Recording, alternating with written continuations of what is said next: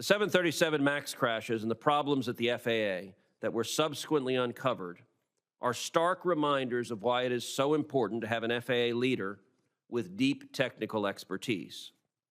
You simply cannot entrust the role of protecting millions of Americans who fly with a person who needs on-the-job training.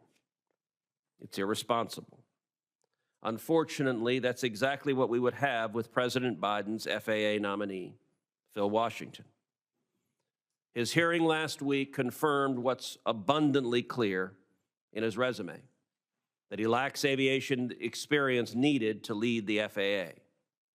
He was unable to answer basic safety questions about the 737 MAX crashes, aircraft certification, or how a pilot might react when a system malfunctions.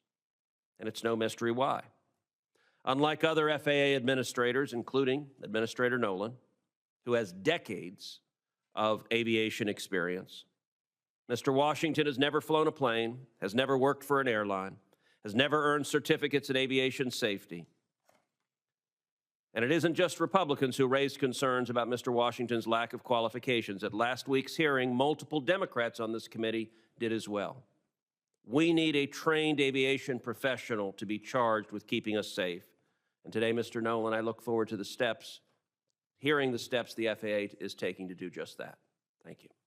Point I would make, particularly to my Democrat colleagues on this committee, as you listen to Acting Administrator Nolen testify today, ask yourself a simple question. Do you think Phil Washington could come anywhere close to Acting Administrator Nolen's expertise and knowledge? I think the honest answer would have to be no.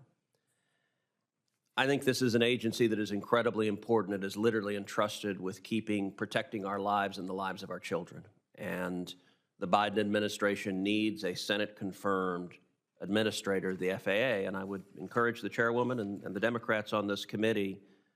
I think it's clear Phil Washington is not going to have the votes to be confirmed, and I think the White House should withdraw that nomination and nominate someone like Acting Administrator Nolen.